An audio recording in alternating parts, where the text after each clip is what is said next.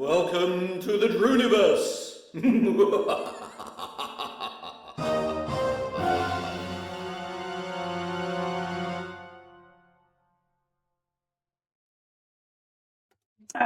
welcome on, and welcome all to the officially unofficial Elite Dangerous Stream, and with your host, Drew Wager. That's me, if you didn't already know that. And if not, why not? Because you darn well should after all this time. I mean, where have you been? Where have you been? Hey, where have you been? Not watching my Twitch stream. That's what you've not been. Get yourselves over here now, all of you. Every single person on the entire internet should be here right now. This place, same time, same channel, to watch a middle-aged man which on about stuff inconsistently for a couple of hours. But yeah, that passes today. It's quality entertainment, apparently. Anyway, let's get on with the show. We must do the thing because the thing is the thing, and the thing must be done for reasons that we're no longer quite sure, because it's such a long time ago we started doing this, and I haven't hardly forgotten, and so have you probably. Right, who do we have? It's Winter Mute GB. Stop. Of course it is. 1859, deliberately there just to wind me up. It's Winter Mute GB, an entire hour and 1 minute before the stream actually officially kicks off. He's here. We're good to see you. Thank you very much for popping in there, Winter Mute GB. Top Shot is in second place. He should aim for the top shot, really top shot, but he doesn't always. He's usually second shot, to be honest. But he's very occasionally top shot, but usually he's second shot in top shot, if that makes sense. But anyway, there we go. Right, Eric Loss is in third. Congratulations to you, Eric. I hope you haven't lost anything this evening. So thank you very much for popping in and getting yourself in the third place. Pete_SB is here early as well, which is good to see.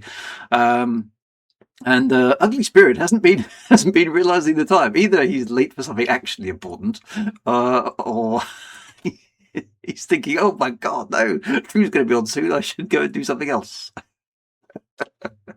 Anyway, how's it going? Drayton Darkstar is next, one of the best usernames on the entire planet. Sounds like some fantastic space adventurer he does. Drayton Darkstar, I like that. Makes me chuckle every time I see it. Right, Grondian is here as well. Gronda. Good to see you. Thank you very much indeed. Cyber Army's here as well. Hello, Cyber Army. Good to see you too. Scroll.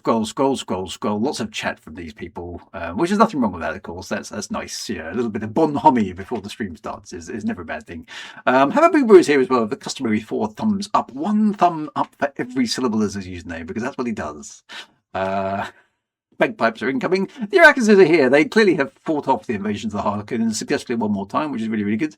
Nice to see you in the stream as well.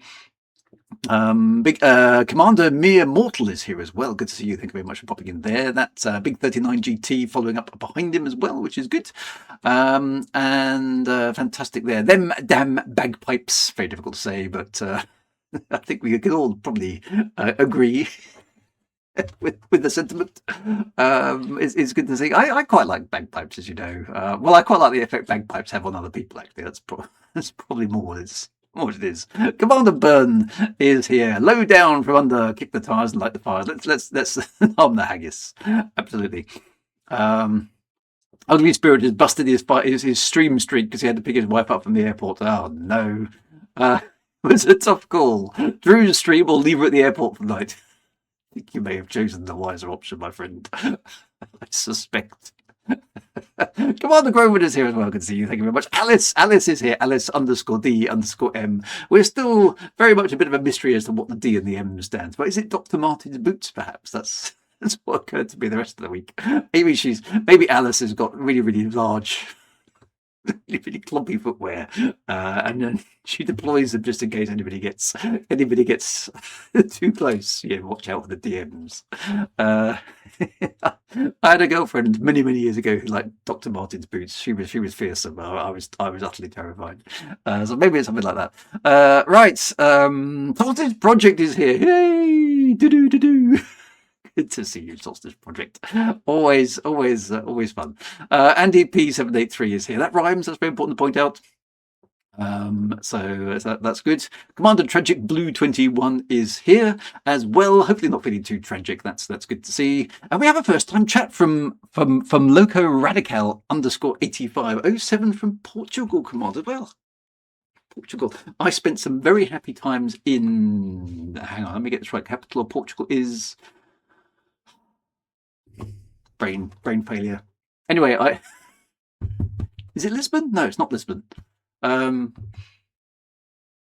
my brain is awful. I have been to the anyway. Whatever the capital of Portugal is, I've been there and I had a very, very nice time in Portugal. So anyway, it's a lovely, lovely place. I enjoyed it.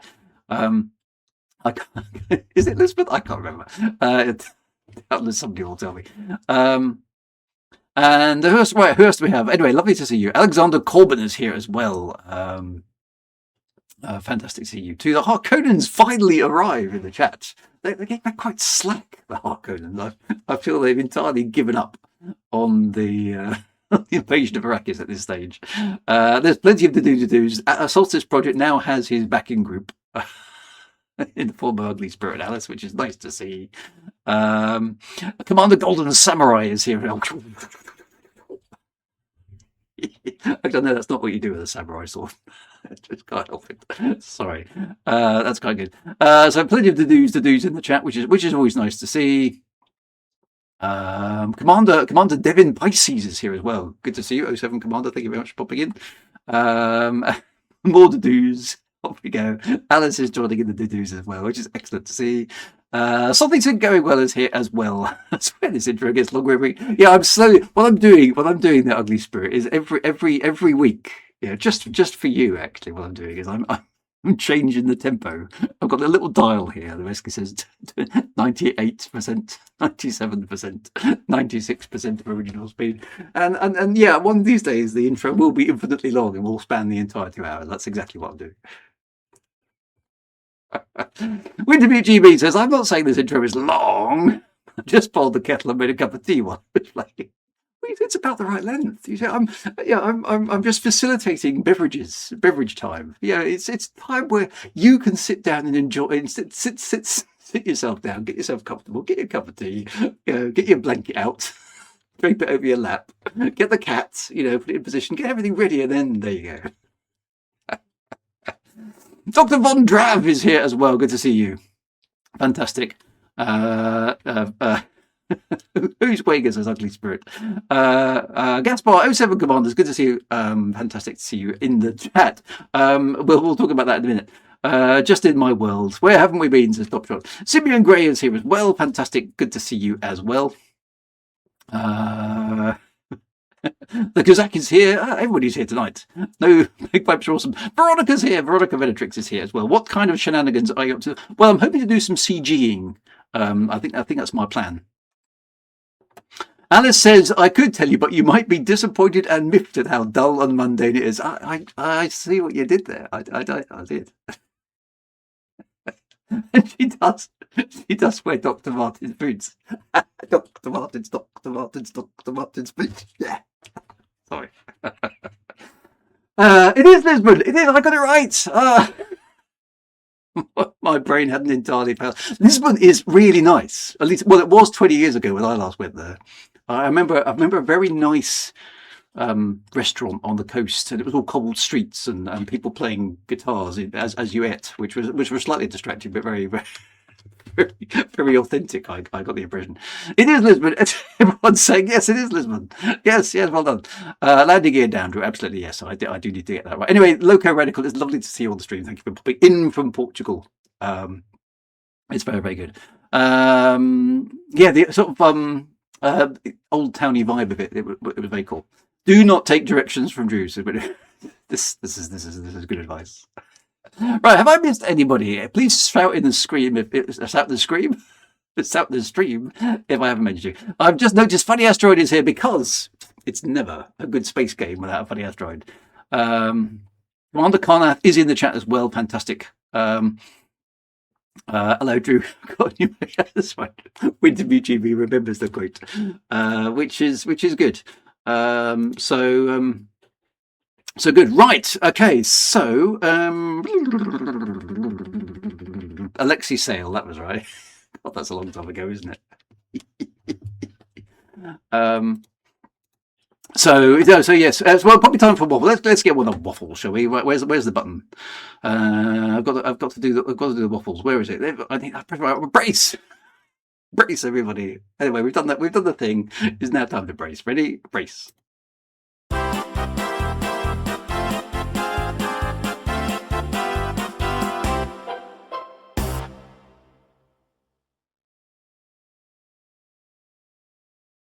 Then I've got, then I've got to press the other button again. I'm on the case tonight, as you can see. It's smooth. It's professional. It's everything you've come to expect of me. So anyway, how are we all?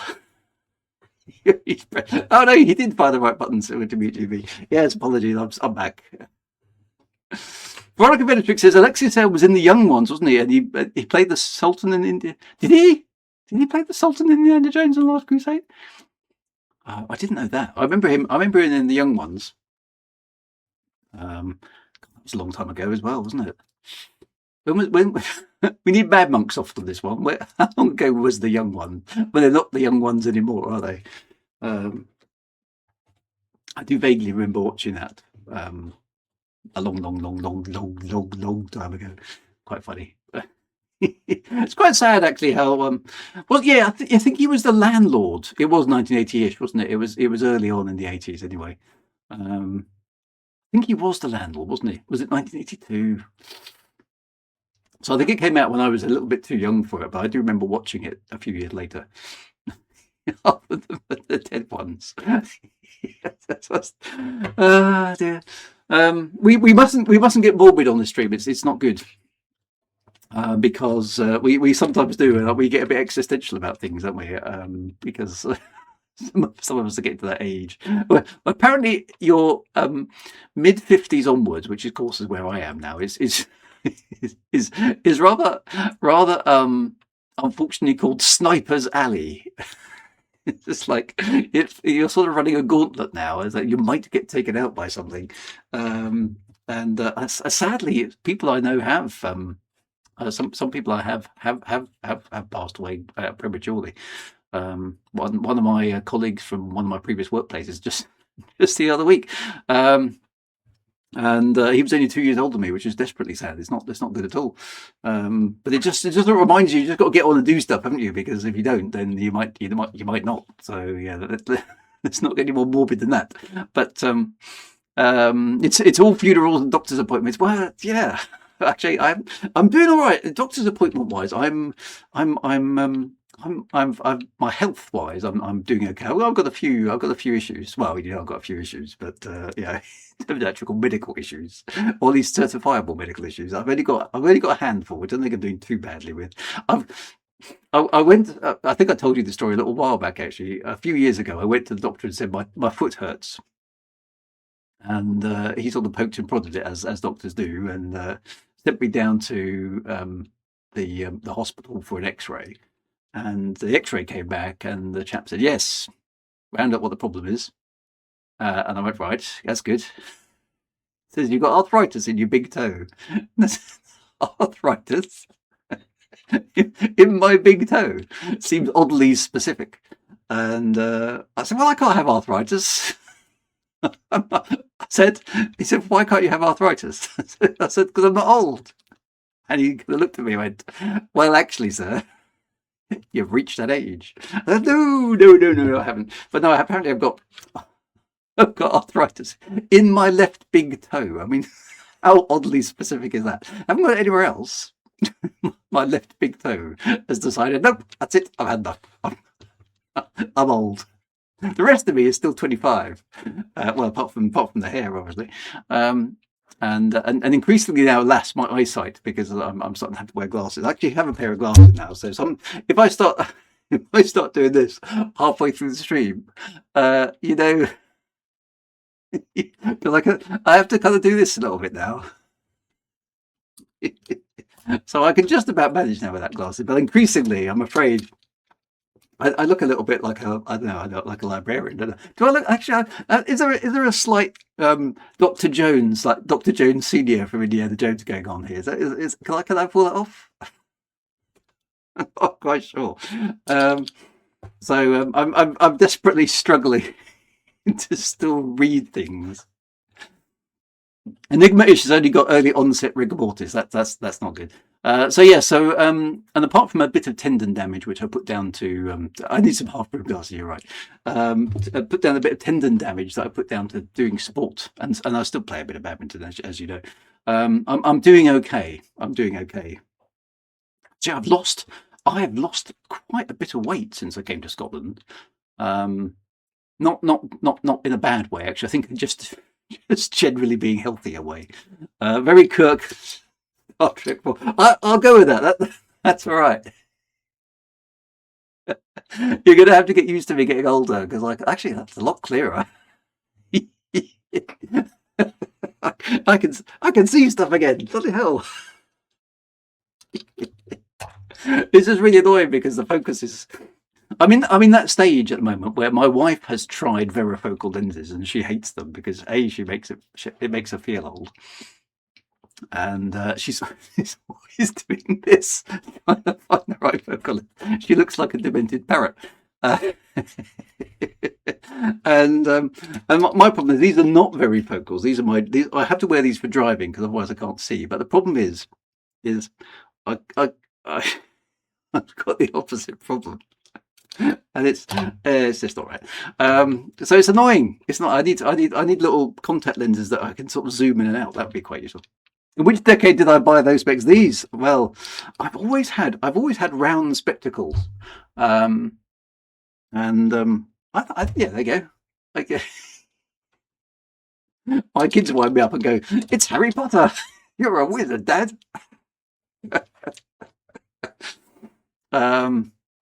Large specs are the fashion. Yeah, I used to have slightly small. Well, the problem with small specs is you can't see around the periphery. Yes, once I was killed by Harry Potter, and now I'm actually becoming Harry Potter. The irony is, it's not lost on me.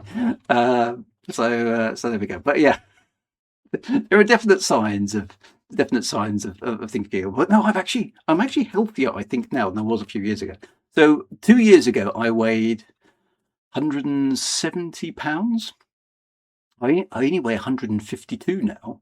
I've lost a bit of weight, and actually that puts me exactly in the healthy range. So I'm actually quite, and that's not been done by any particular effort on me. I think it's just the fact that I live in Scotland, and A, it's colder, and B, I have to keep fixing things around the croft, so I'm moving more.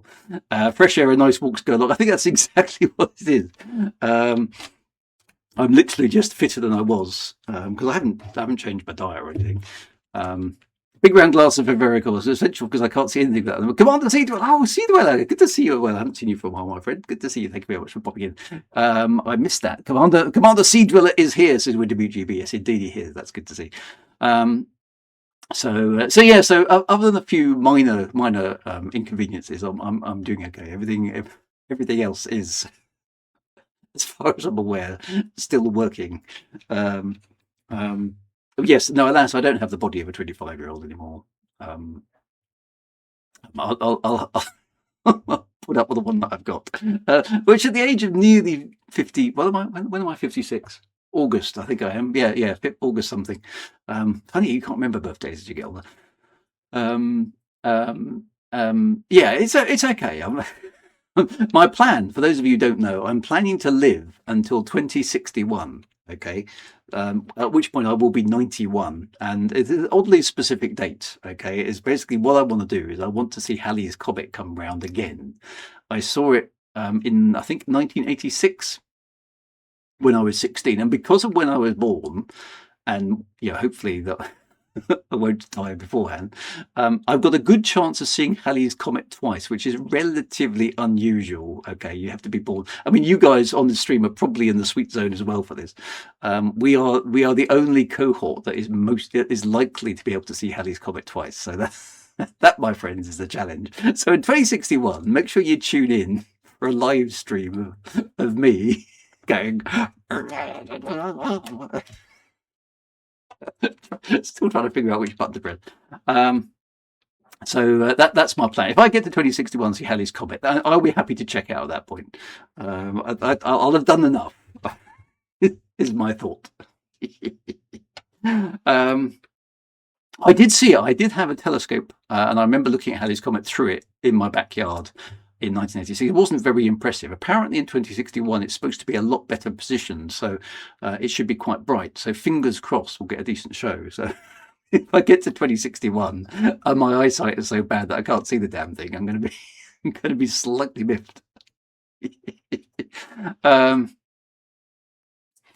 But no, I did see it in '86. I did see it in '86. So I'm looking forward to welcoming it back, and that would be my astronomical kind of tour thing. I'll have lasted long enough to see a comet go all the way, because it goes a long way out, doesn't it? It goes all the way back to the orbit of Neptune or something, or Uranus or something like that.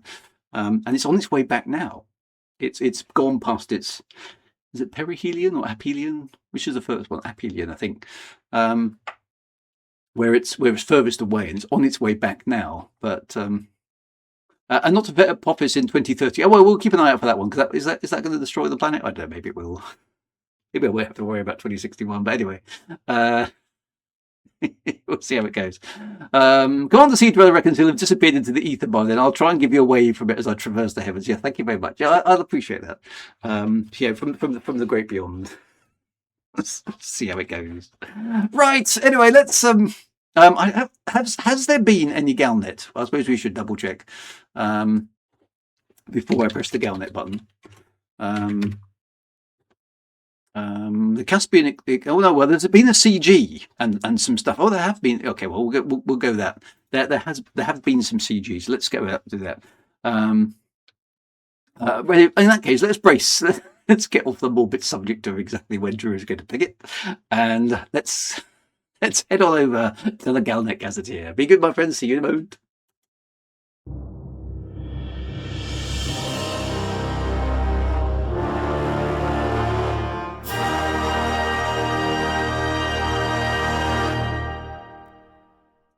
Right, what's been happening in the wonderful world of Galnet?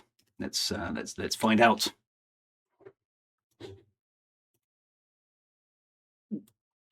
Hopefully the chat is working again today. Right, so the first thing that's happened is we had something on the 19th. Distant Worlds. Damn Bagpipes has got his grammar checker bingo card out. Excellent. Okay, Oxford commas only score 1 point because they're so common. Okay, but other errors can give you extra bonus points. Distant Worlds 3 fleet departs Beagle Point to continue deep space survey. Okay, excellent. So this is the 19th of March, which is 6 days ago now. So the latest news as it happens on Drew Wager's stream. The Distant Worlds 3 expedition has confirmed that the main flotilla has successfully departed Beagle Point, the historic destination that marked the terminus of the original Distant Worlds journey. Excellent. Having reached this milestone, the expedition has now begun the next phase of its scientific program across some of the least explored areas of the Milky Way, the Abyss, Acheron, and Vales region. Oh, look. Extra points there for the correct use of colon. We're happy about this. This is good. Chief Expedition Astronomer Linda Amanda Holt is coordinating the effort in collaboration with Expedition Command teams across the fleet. And Holt explained, again, Beagle Point was never the final objective of this journey. Oh, definitely not. Our goal is to collect high-resolution stellar data across regions that remain sparsely catalogued. Large numbers of expedition pilots can analyse stellar density and spectral distributions on a scale that would normally take decades. We continue to encourage our intrepid explorers to report any unusual phenomena. Sorry.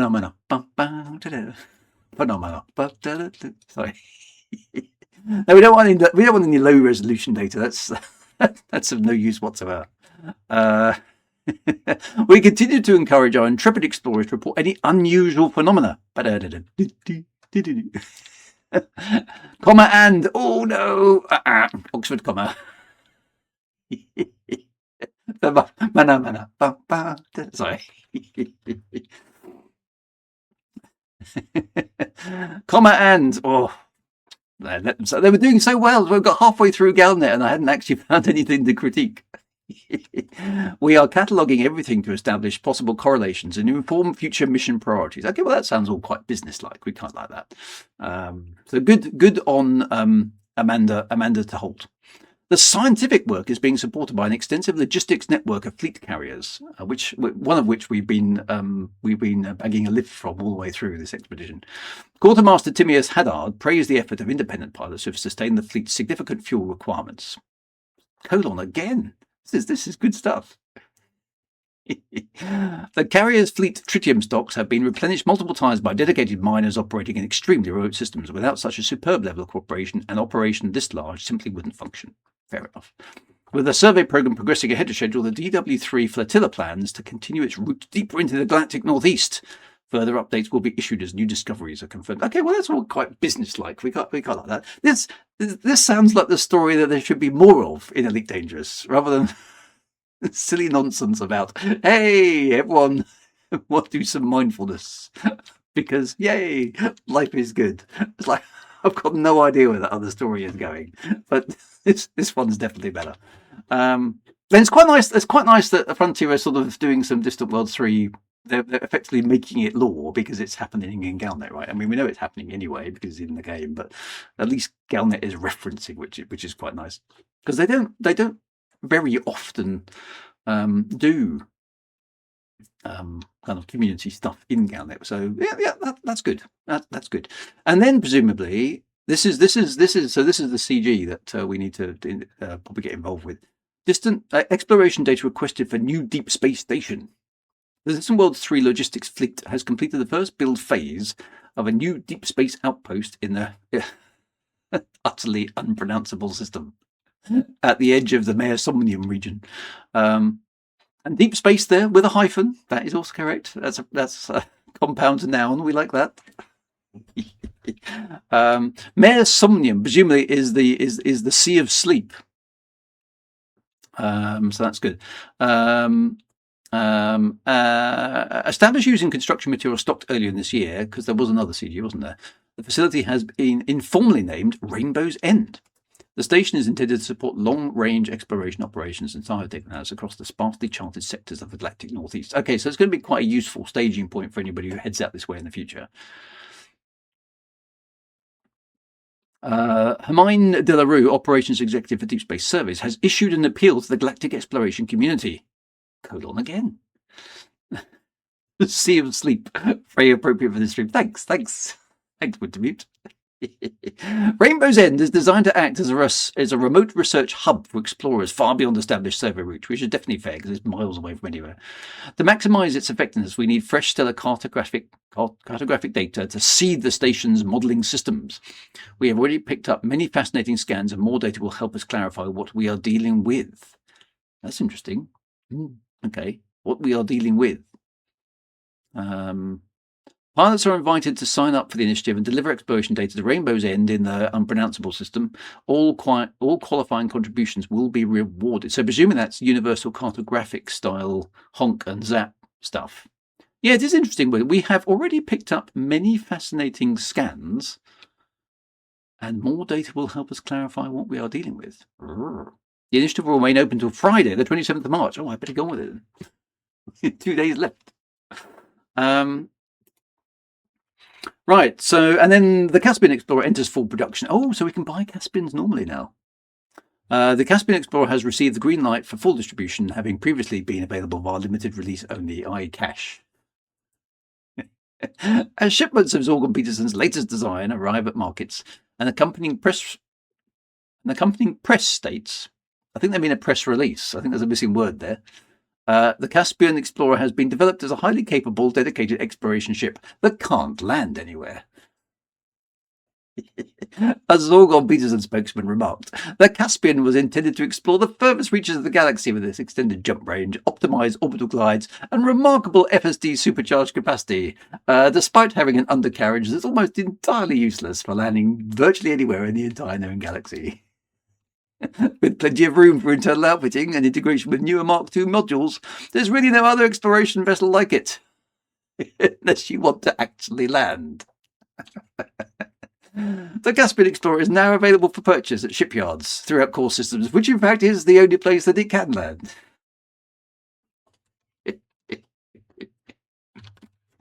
Dear. Anyway, okay, well that's good. That's good. So yeah, so let's get on, shall we? That's enough, Galnet. Let's actually play the game. Ready? Where's the button for playing the game? Is this one? No, it's that one. Is this one? Here we go. Ready? Brace yourselves, my friend. It's time to actually play the game.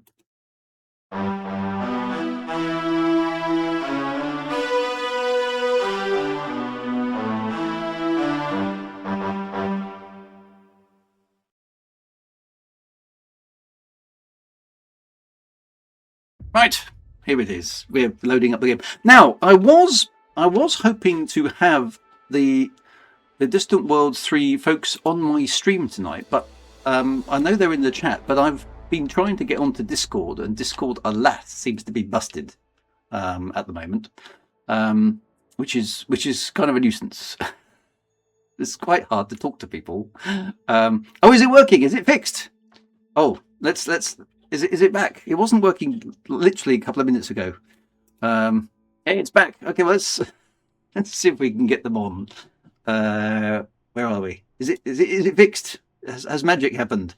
Let's get them back in. Right, hang on a minute. Let me go and press the button. Oh, it's working. Hello. Can you guys hear me? Loud and clear. Yay! Loud and clear. 5 by 5. Yay! Can the people on the chat hear the peoples? I'm just going to wait because we now need to wait 15 seconds. Oh, they can as well. Excellent. Good grief. Everything's working. Well, it was busted and now it's fixed. 5 by 5, says everyone. Yay! There we go. Brilliant. Right. Okay. And that's good. In that case, hello, Commander Carnath, and hello, Commander Gaspar. How are you guys doing? Very well, thank you, yourself. Sorry, Yeah. what? No. Oh, 7, I'm doing fine. You're doing fine. Excellent. I don't know what Kana said. I couldn't understand, but I'm fine. Thanks. You're fine. I'm You're good. both All good. excellent. You're both good. That's excellent. Right. Good. Right. Why is my elite is doing something a bit weird here? It won't, because you're on the Odysseus and we're in the middle of a jump. Oh, is that why? Right. Okay. Yeah. You talk too long. I knew it would be my fault. I mean, that's fine. I'm completely okay with that. But Excellent use of grammar in that Galnet article. Oh yes. That's what it was. Right. I'm just boosting the Discord volume a little bit for folks on the stream. There we go. Right. Okay. So I've got to wait 15 seconds. I'm okay. So, well, was I on the Odysseus then? Basically, as it's jumping and as it's trying to look. And you're now going to be 500 light years away from the CG. So I'll jump you back. So I've got to go back again. I'll jump you back, and then you can get out and do what you need to do. Okay, your personalised carrier experience. This is good. Fantastic. Okay, well we'll jump back. Right, let me log on then. Commander Drew Wager. There we go. So and say. Yeah, cool it down and jump it back. I'm sorry to have wasted vast amounts of tritium just for me. Excellent. Drew, talk too much, says WinterBGB. Talk never. No, I don't do things like that. So where am I?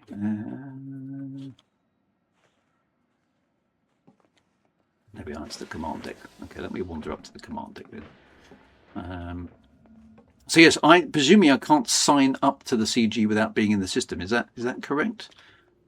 Yeah, you need to sign up at the station. I need to sign up at the actual station. Okay, that's no worries. Okay, we'll let that sort itself out, and then we'll do a veteran. So from your perspective, guys, potted history. Then how is Distant Worlds 3 going? How are we close to the end of it now, or where are we in it, and all those sort of questions? That's gone very well. I think it's all kind of come together quite nicely. But I think we're kind of more at the halfway point. Okay. At this moment in time, there's still a bit left to go. We're still a long way out. More surprises. The depths of space. Still some more surprises to come. Ooh, yeah, absolutely. We like surprises. Surprises is good. Do you know? I mean, again, do you know how many commanders had signed up for the expedition by the sort of point where we all kicked off? I'm just trying to remember. Was it certainly a few thousand, wasn't it? I think from last check, I think we were well over 8,000. I think. Yeah, I think so too. Yeah, that's pretty good. 8,200, something like that. Nice. Let me check. Yeah, still counting. 8,640 players. Nice. Which is actually more than we're playing the game at one point. Bubble's empty. All Isengard has been unleashed. Yes, exactly. That's right. Yeah. That's good. So okay. So roughly how long will it be before the carrier jumps? We've got 50 seconds on cooldown, Right. and then I'll start the jump off then. But it's going to be a little while. Okay. Okay. Well, what I'll do is I'll go to my ship then because I can get back in. And then we'll just have a look about whereabouts we are. I mean, do you want to let me just check how far away the destination is because I might, given I've got a Caspian, 498 light years. 400. So yeah, There'll be a 15-minute turnaround. 15. Okay, so 15 minutes in the fleet carrier. Let me just see how far it is in the ship because you can always. Well, we don't have to move the fleet carrier back, but. Let me just compare and contrast. You won't be able to auto plot though. You'll have to manual plot as well. Though. Oh, is it that bad out here? We're in proper exploration. Do you know why the auto plotter isn't happy out here? Is that the way it does maths, or is it? Because you thought with less stars it would actually be easier, but apparently it's not. No. So I can't plot automatically. It's like the bad old days back in the day when we had to do everything manually. Okay, well I've just brought my ship out to the top here. It's manual all the way back, is it? Okay, so it's still super sparse out here. So, okay, what is the system? We're jumping back now, which is about 45 to 48 light years away. It's the nearest point to jump into the community goal system. Okay, I can see that. I can see the community goal system there now. Yeah. Yeah. So 15 minutes and it'll jump. Okay. Right. Okay. So insufficient jump range. That's all it says. Yeah. So can I? I can't see from here anything about the CG. Can I? Do you know how many people have signed up to it? I don't. I'm on the carrier as well, so. Oh, okay. So you. The, Yeah, doing this manually is going to be a right nuisance, isn't it? Okay. So, well, okay. So, can I? Okay, so you get the fleet carrier sorted out. What is in this system that's worth me having a look at? Because I could go and get some exploration data while I wait. I could go and scan. I don't know if I've even honked this system. So, I'm gonna spend the next few minutes then gathering some exploration data. Yeah, I'll give you a shout when when we're about near lockdown. That would be good because I don't want to get too lost. Let's honk first.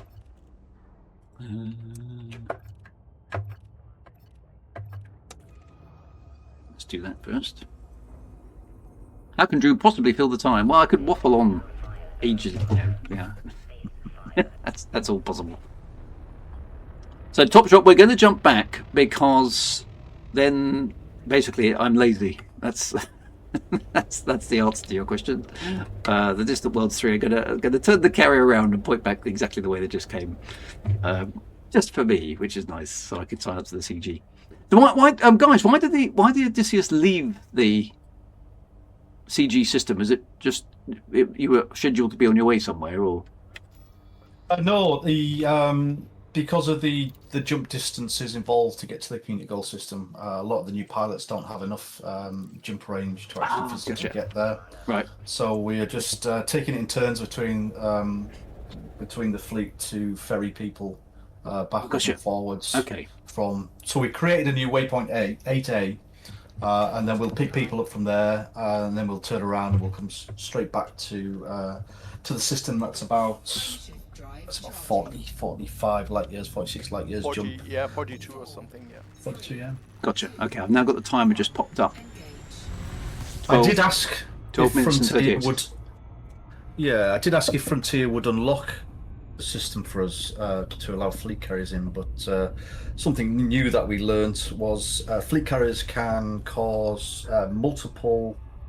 Don't ask me why. I don't know why. They didn't give me the information why, but fleet carriers can cause multiple deliveries of exploration data, and it can kind of screw up Oh. what's being. It kind of can duplicate them.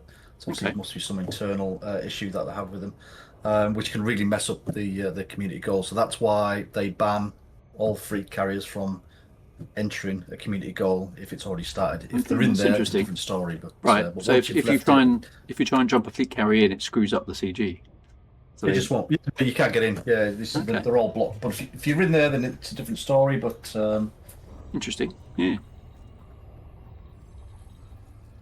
Okay, so Andy P is just saying he's in the top 25% at the minute with 7,283 scans, which seems like a lot.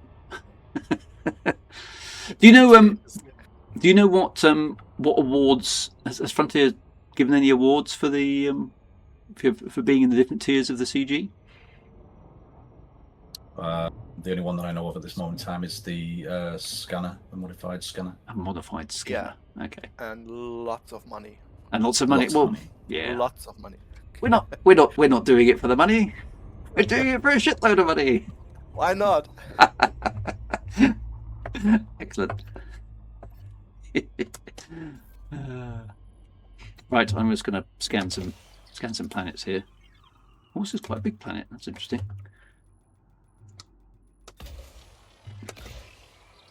10 minutes to go.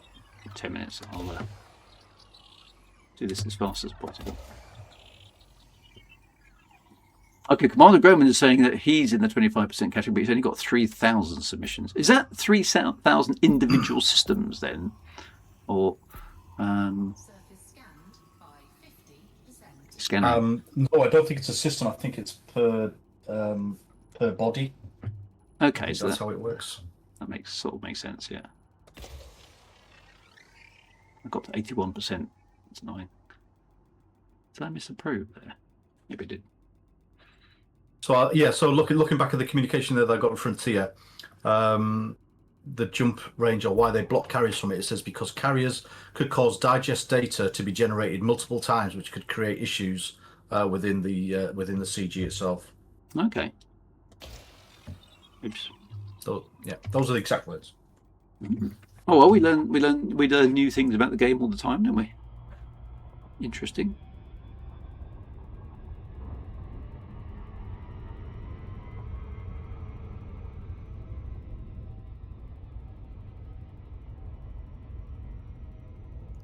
You lost the planet. Yeah, no, I'm turning around to go behind it. The reason is I didn't scan it very well. I've missed one of the probes because I'm rubbish.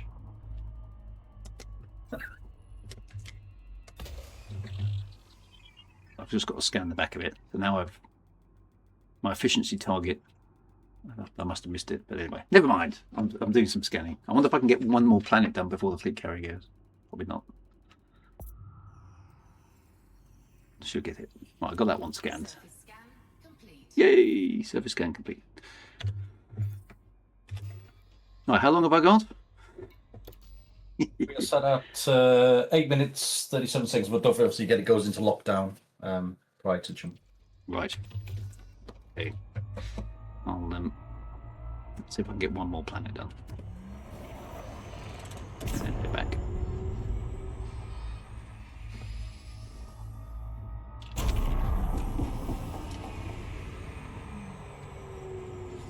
He's going to miss the bus, says Cosmic Drifter. No, he's not.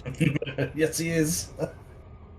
They're going to make me cancel the jump and start again. No, that'll be fine. It'll be fine. Okay, you say so. 3 minutes. 3 minutes. Oh. Yeah, you ain't going to scan a planet in 3 minutes. No, I'm Think not. it back. Okay, let's abort. Ah.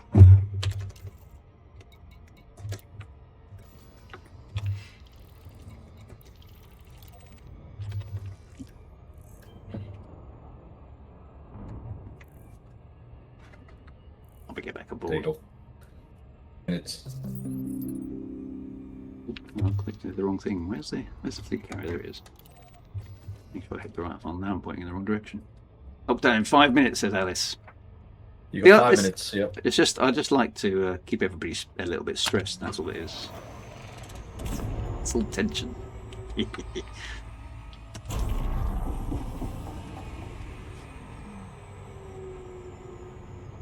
Question here, I don't think it's to you guys, but just in general, did FDev say when the Dodec station was coming out of non-ARX mode by any chance? I don't know if they have. I'm not sure about that. I don't expect them that they ever will. Yeah, or maybe. Or, Yeah. or did they specifically announce that it's... I think they said they were good, because there was a bit of a backlash on that one, wasn't it? Because it felt a little bit like a sort of cash cow, I think. But I don't know. I mean, it's obviously up to them at the end of the day, isn't it? Well, I got one planet scanned in the bag. That's not too bad. Right, how am I doing? How am I doing for time?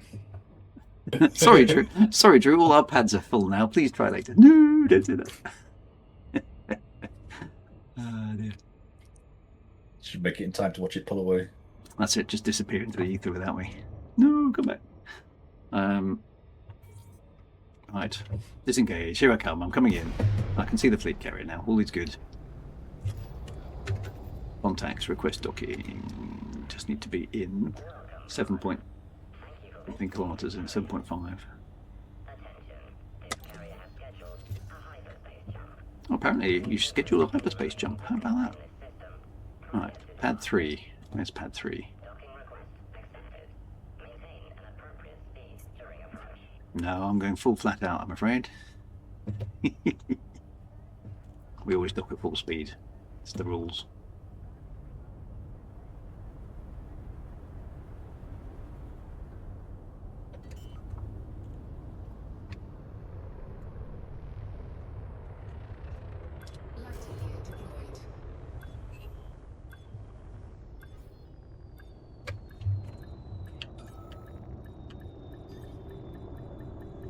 Right, everyone can relax, I'm back.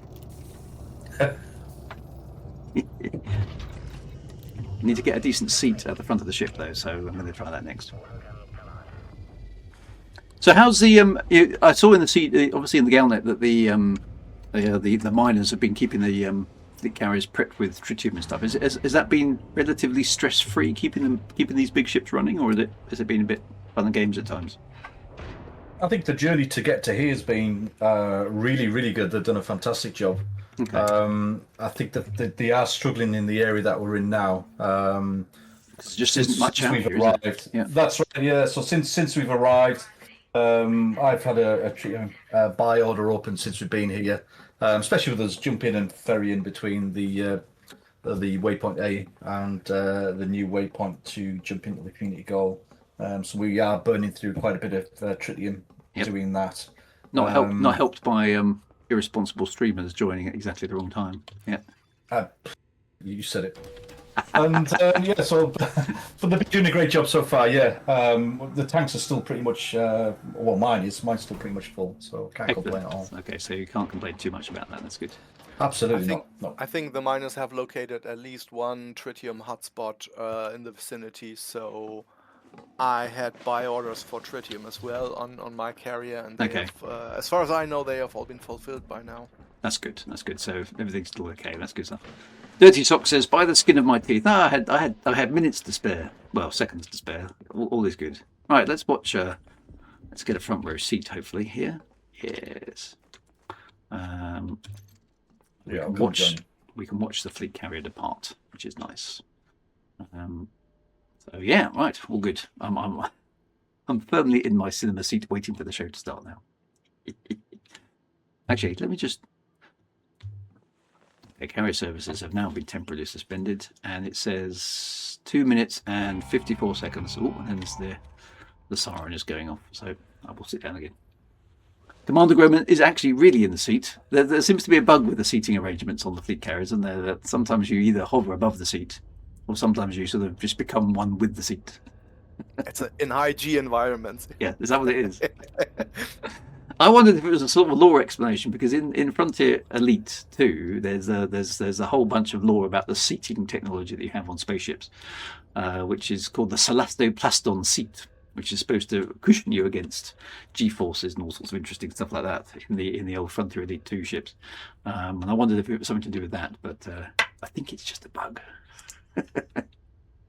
Apparently, I look like I'm Feature. a feature. Yeah, apparently, I look like I'm hovering as well. So, Alice has become one with the seat, and the seat is with me. Exactly right. I'm one with the seat, and the seat is with me. I'm one with the seat, and the seat is with me. Good reference there, Alice. Well done. That's good. Right, we're now very excitingly waiting now for the fleet carrier to depart. So this isn't going to dump us into the CG system, then, is it? Presumably we're going to be sitting for another jump. One jump out. Yeah, right. One jump out. One jump out. Okay, perfect. Because we will sort that out when we get there, and well, we'll scan the system we arrive in, and then we can hop over and do the fleet, the CG, and immediately dump some stuff. Commander Groman says nobody's asked you about the new hat pin. Okay, well, the new hat pin has arrived. Actually, arrived on Monday. I haven't found my elite one yet, so I've replaced it with one that a friend of mine gave me over the weekend, which is pretty cool. It's actually for those of you who haven't seen it yet, let me just quickly strop over to the main camera. There you go. I don't know if you can see it. It actually says it's a NASA badge, and it basically says "not flat." And then underneath it says, "We checked." It's basically just having a go at any conspiracy theorists who think the Earth is flat. So there we go. I shall doubtless be wearing it out, actually. and having a go at anybody who tries to tell me that the world is in fact not flat. There we go. Right, we're departing in 28 seconds. Which is good. We're in phase 4. Apparently, we're initiating frame shift drive, which is exactly what we should be doing, I imagine. Right, so I have Commander Space Telemarketer on board and Commander Groman. Commander Groman has indeed become one with the seat. I can see he's sunk into it. I do feel like I'm a little bit too high up, but there we go. Never mind. Something is now making a charging sound, and we're waiting to depart. There's the lightning. There's the smoke. Brace, everybody!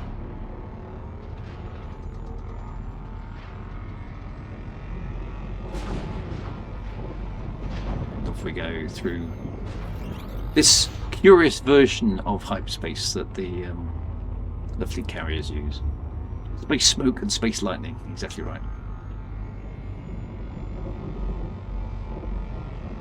Interesting sound, actually, sort of zingy sort of noise.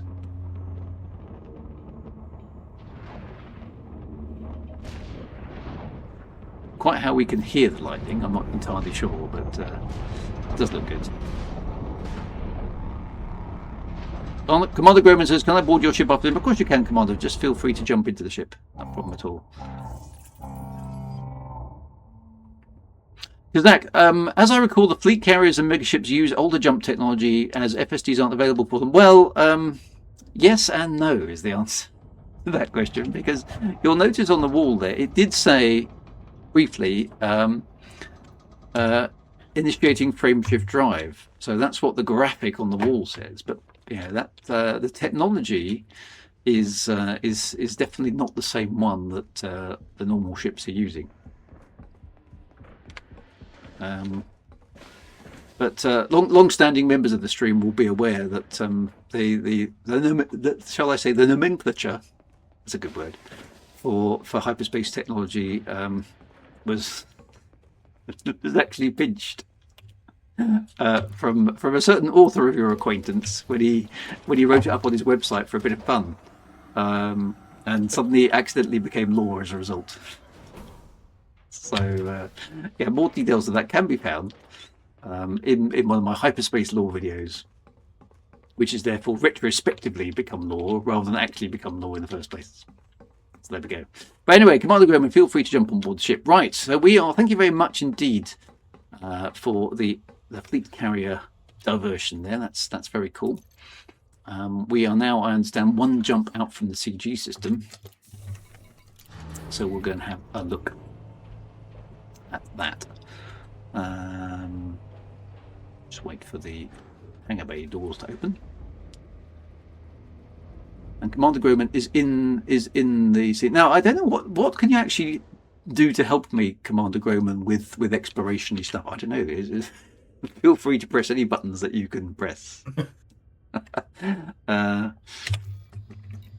So galaxy map. Let's have a look. So okay, so the CG is there, right, and we're just there, right? Okay, so why can't I see the star? Where the actual A lot lower than you. Oh, there it is. See, this is weird to me. The route plotter is like, I mean, it's just there. I don't understand why the route plotter is so slow. So there must be something curious about the way the game is implemented that means that this very sparse sector of the galaxy, route plotting is curiously difficult for the machine to figure out. I don't quite understand that, because you'd thought it was easier with less stars, given that everything is in range. But obviously that's not the way it works. But I don't understand enough about that to comment. Okay, so Commander Groman says he can use the FSS and the DSS. Excellent. In that case, well, I'll let you do that. Andy B says initiating self-destruct. No, don't press that button. Landing gear retracted.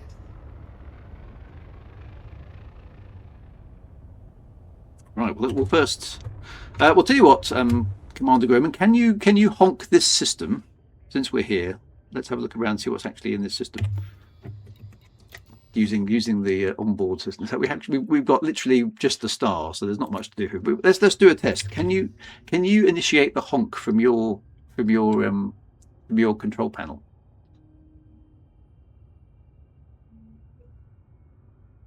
Wait to see if it activates.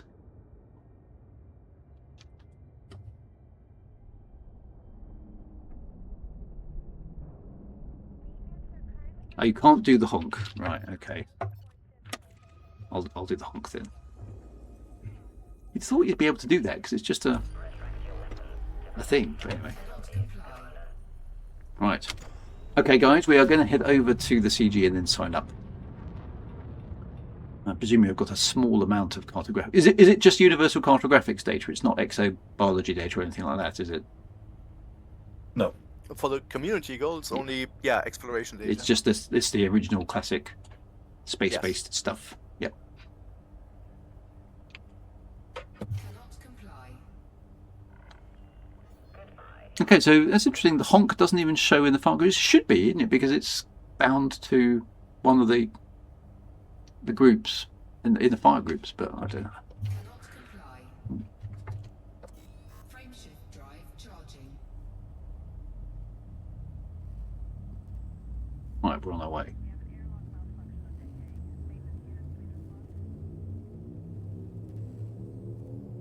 Okay, Commander Kazak also says the route plotter works less well near the galactic core and north of that. Not sure why. Okay, Commander Groman says, my bad, it does show up. In fact, it does shoes up. Not quite sure what shoes have got to do with it, but there we are. Those, he says. Okay. Right, okay, so we've got a white dwarf there. That's pretty cool. And we now must have a station. Oh, it's actually been named in the game already. Nice. Okay. That must be quite nice, because presumably Rainbow's End is your name, right, guys? Is that fair enough? Yes, it was. Brilliant. Okay. So you've kind of been immortalised in the game once more. Very cool. Yeah, one of the perks of being immortal. Yeah, exactly. A space station named after you.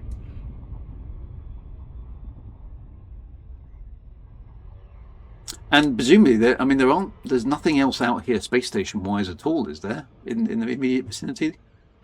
No, there is Beagle Point, and I think it is nearly 30,000 light years away.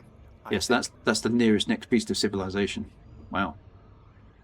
Yeah, but it's not a space station there. I think the next that's space just the station will be. Yeah. Yeah, sorry. exactly. I think the next space station would actually be Explorer's Anchorage. Explorer's Anchorage at the galactic core. Yes, exactly. But this is properly far-flung stuff, isn't it?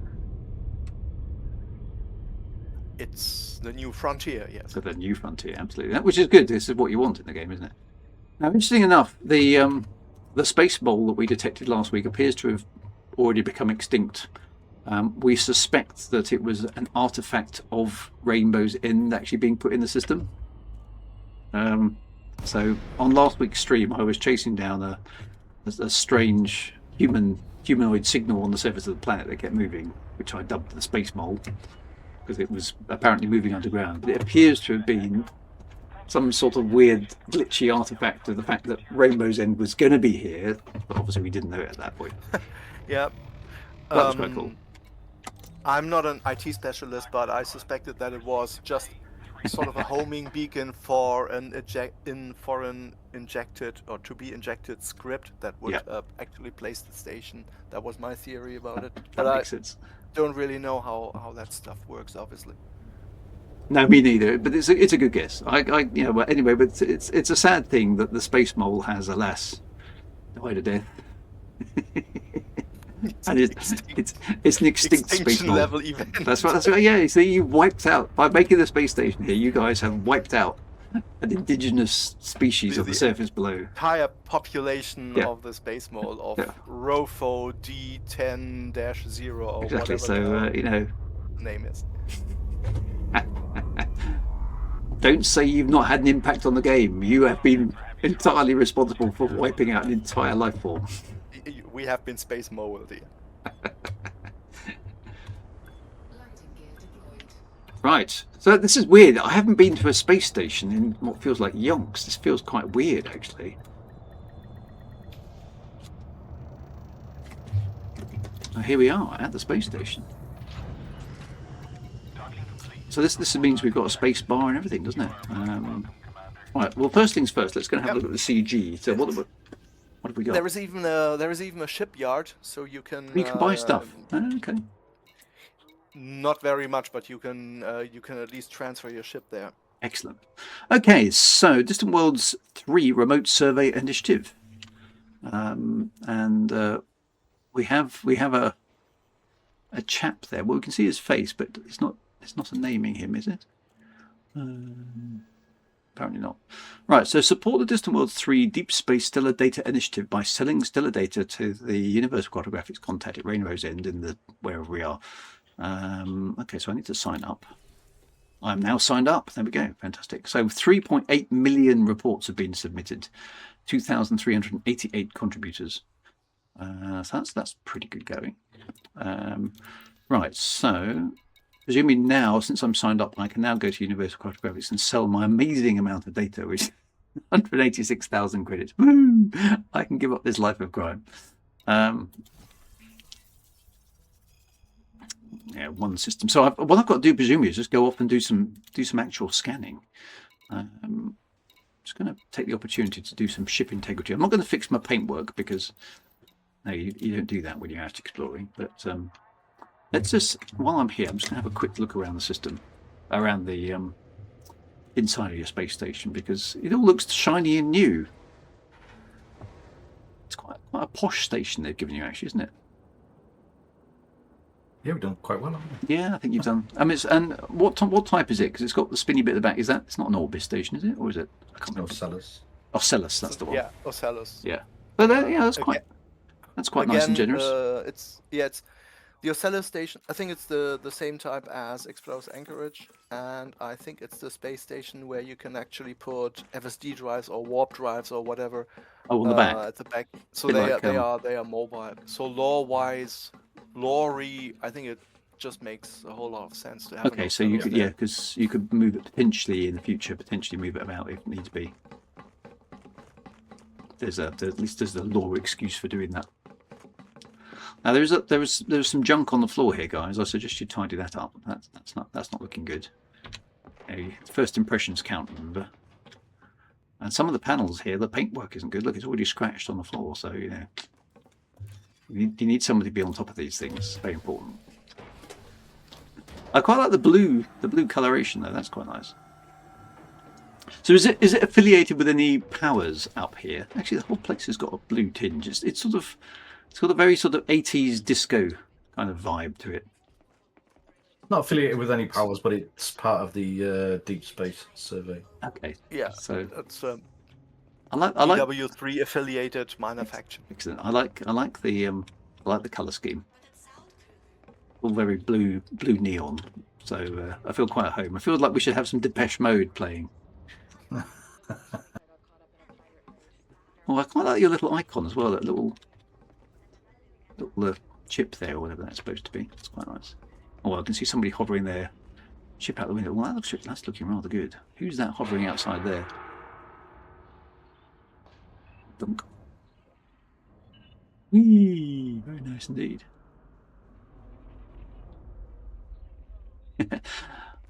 Anyway, well, you've got a nice shiny bar. It definitely has an 80s disco vibe to me. I think we should have some. What it needs is that there needs to be a disco ball in the middle there, sort of just flickering on and off. That would make it perfect. But I suppose what we should really do. Yeah, exactly. we should get some exploration data done. I need to boldly go where no brew has gone before. Now, presumably this is going to be a bit tricky for some ships, because even if they're struggling to get to the system because of the sparsity of space, then they're going to struggle to do exploration data gathering, because there's not going to be that many star systems in range, are there? You can get out and about, as I said, from the new waypoint A. You can venture off from there. There's regular carriers that'll bring you back if you are struggling, but yeah, it's not the richest it's not the richest part of the galaxy, but more of a challenge than yeah. Yeah, very much so. That's the way to look at it, isn't it? Well, I think I've already scanned this system that we're in, because we were here last week, so I need to find another one. So I shall go out and have a look. I wonder if I should just keep jumping around, just honking things, rather than doing too much more than that. That's going to be fast. But, I'll play that. I do need to actually get up and out and about. Commander Groman has I think he stepped off my ship again, actually, looking at that. I may have left him behind at the space station.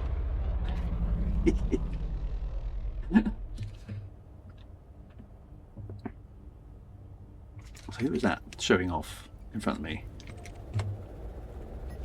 That was Commander Alien Hunter with a very, very nice looking ship. Excellent. Right, so let's have a look at the galaxy map. Where are we going to go today? So I can see one star over there. See if we can get there. 59 light years away.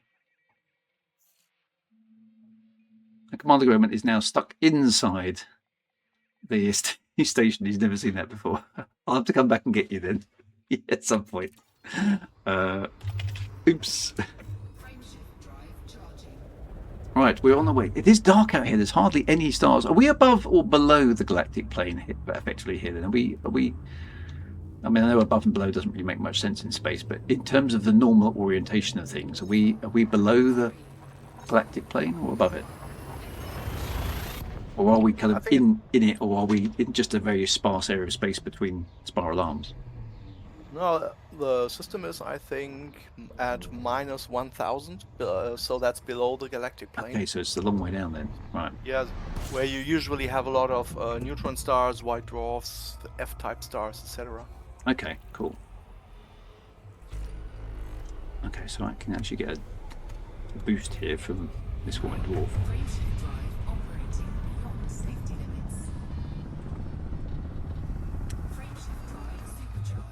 Supercharged.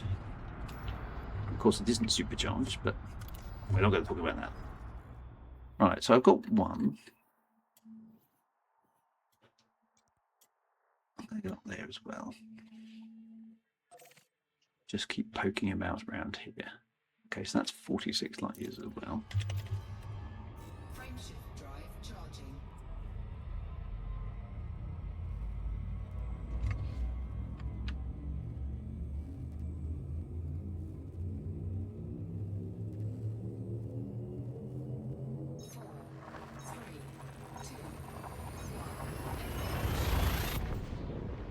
I'm presuming at the end of this stream I'm going to need to actually jump back aboard the Odysseus, otherwise I'm going to get left behind again.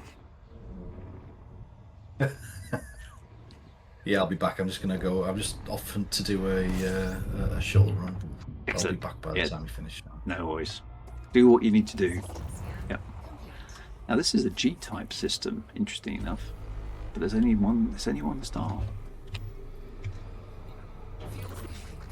we'll continue on. I'm going to go around in a loop. I don't want to go too far away.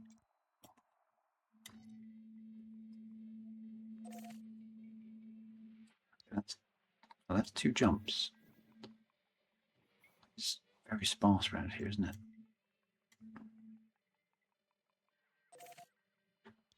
Okay, that takes me through another system. That's good. Let's go that way.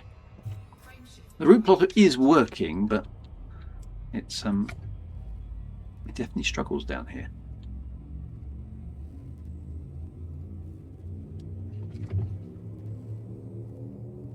I know when we when we were scouting for Distant Worlds 3, we'd been to Beagle, and we were obviously working our way across towards Waypoint 8. Yep. And we were in Mandalay at the time because the Caspian hadn't been released, so we Oh, had okay. 2 Yeah, Caspians. We just finished the Distant Worlds kind of rerun. Aramis and myself were jumping along in the 35 odd light year ships to Beagle. Make sure it was doable. Yeah. Yeah, it was just a rerun of what it was like, what we had to do back then. But we swapped into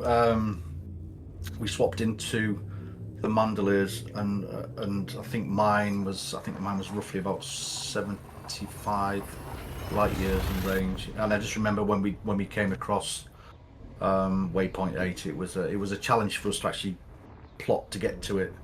And this was February 25. It was. Okay, so that's when the scanning was. So how long were you sort of recceing the route for Distant Worlds 3? Oh, months. We started in December. We kind of took the month to do the Distant Suns rerun, and then we scouted for 2-3 months, and then we went back and did the route again. So we've all been around this 3 times now. Wow! Just to see if we could find anything else of more interest, because it is quite we obviously wanted to do something differently and go in a completely different direction from there. So we're either going to go to the west side or the east side. Yeah. Because the west side was done a little while back, wasn't it? This part of the galaxy hasn't had that much relatively focus. Explored. Yeah, and obviously trying to find decent sort of systems, things to look at as well. Post Horizons has always been a bit of a challenge. And when we arrived here, we obviously it was discovered by John Burnage, part of the team. When we arrived here, the peaks that were on the planet, it was kind of one of the most interesting sites that we've seen, certainly in this area, but in the wild, in the game as well. Certainly for something like this far out as well, and it kind of screams SRV races and canyon flying as well. So and those sort of things, yeah.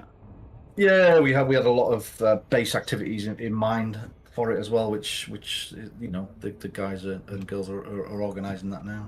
Nice. So I mean, it's a huge amount of work that goes into organising these expeditions. So I mean, obviously, thanks to you guys for doing it all, because it's not to be underestimated in terms of the amount of. I mean, scouting the routes, because I mean, you must have to presumably sit through quite a lot of tedious, really, really dull systems before you find the interesting ones, because that's just the nature of the game, right? Yeah, it took a year. It took a year of planning. Wow. And 6 months of conversations with Frontier to get to where we are now, so to speak. Yeah. No, that's cool. Got quite a nice little pair of moons here, which appear to be in relatively close orbit to each other. Yeah, they are.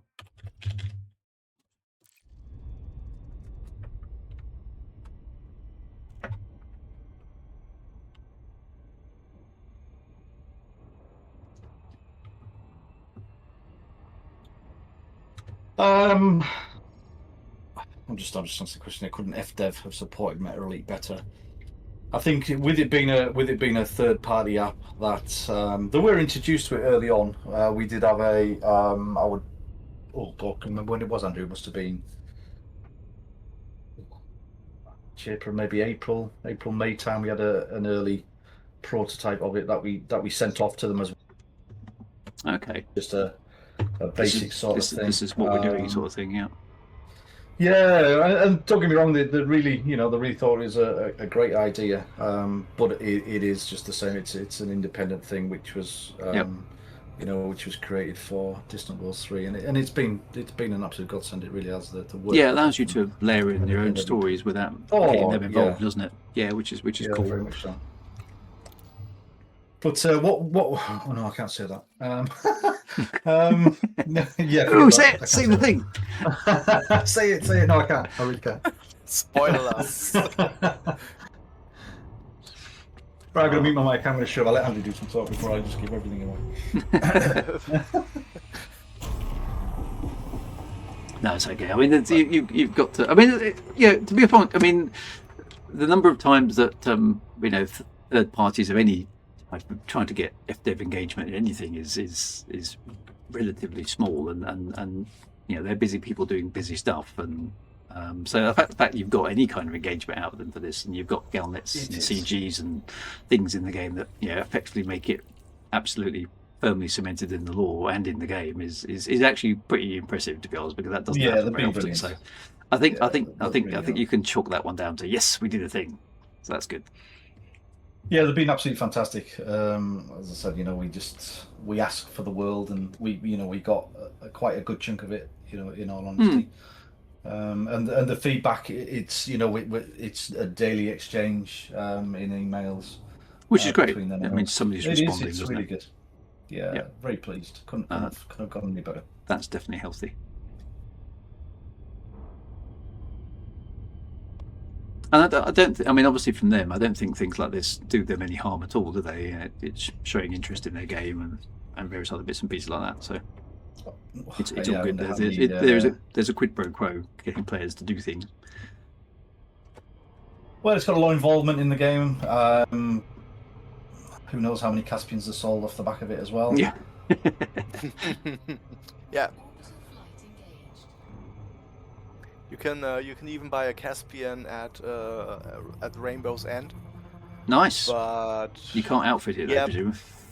But you can just buy the stock models, so you can't even jump to the nearest system. That's now you'd have thought somebody would have thought about that, wouldn't you? Little things like that don't always make sense in the lore, but hey, what can you do? We did have some teething problems as well when the station was first constructed, and we had a few naughty commanders that had a bit of criminal activity, and we couldn't get them into the station to pay off the fines to take part in the community goals. So excellent. We had to do a bit of jigging in the background to get a contacts set up in the station.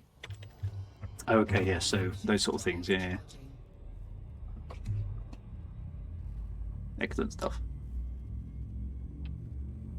There's a couple of very positive comments about Metro Elite. I must admit that both times I've used it, it's been a lot of fun. So I like that idea. It's all good stuff. Yeah, so with regard to Metro Elite, it's been a little bit quiet of late, but that's purely because Othan's working on the editor for the community, enable them to write their own missions. Yeah, that's going to be good, isn't it? Yeah, we kind of hope to have a test version within the next month or two to come out for that. Cannot comply. Might be internally tested though, so don't quote me on that. Fair enough. Apparently I can't. No, this is an interesting system. What's happened here?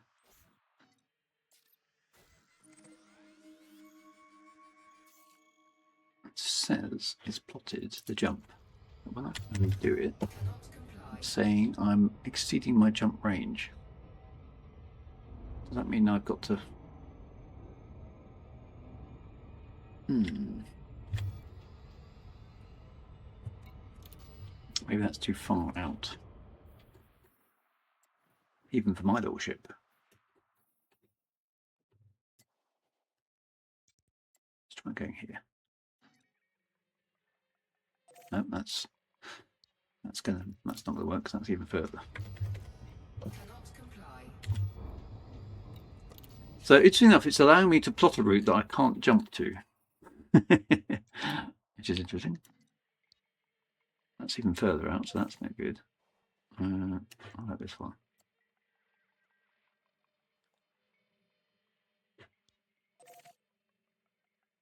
That one is 82.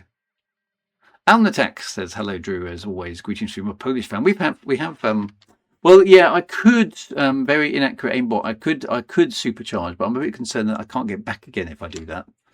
So I'm trying to avoid anywhere that I'll requires pick me you up to. if you get stuck. Just Okay. go for it. I'll pick you up. Yeah, I don't know. Am I in a zone with a super? Have I got a? Not sure I've even got a white dwarf here. Our first time chat from 5RD Durara. I might need to burn up a bit of fuel. That is a possibility actually. Now a long way out from the main star, which is rather stupid of me. Actually, super cruise.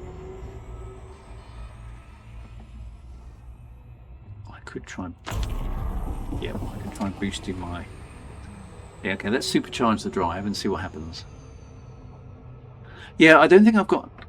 I didn't. Or rather stupidly, I didn't fill up with. I didn't fill up with much jumponium before I left, which was definitely an oversight.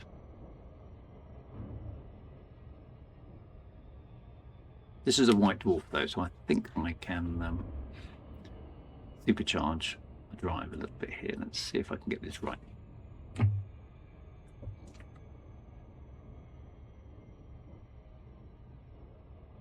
Alan Thack says, it's just finished a read of Premonition. Okay, I have one question for you. Are there unused or hidden storylines related to the Formidine Rift that never made it into the books or the game? Oh, now I'm going to have to cast. Just a very simple question. Yeah, I was going to say I'm going to have to cast my memory back and go. I'm not sure is the answer to that one. I think I'd look it up because I've got a great big document that's to do with the Formidine Rift mystery and whether or not we did put everything in there that we were supposed to be putting in. So, Alan, that's a very good question, but I'm not sure what the answer is. Oh, now I've hit the exclusion zone. Oh, ouch. I didn't think I was that close to that.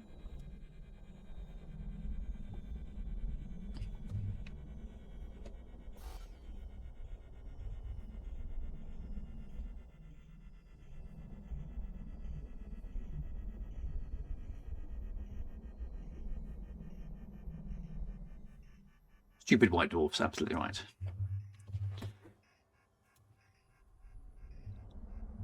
Yeah, keep the shields up this time, I will. I'm not switching the shields off like last time, that was bad.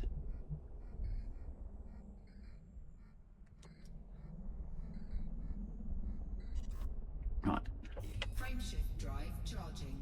Let's get back in the frame shift. Ready to engage. I'm looking forward to Drew Wager's secret Elite Dangerous Files. I should do that one these days. Everything I wasn't allowed to say. That could be quite good fun. Alan, no worries, Drew says, but how much creative freedom did I have? Oh, I did it again. I didn't even get to turn around. This isn't going well. I've now cooked my ship. Hull breach attack. Taking internal damage. Everything's on fire. I don't get along well with white dwarfs. Right, no worries, Drew. How much creative freedom did you have, and how much was guided or restricted by frontier developments? In terms of the actual overall story, I had quite a lot of creative freedom.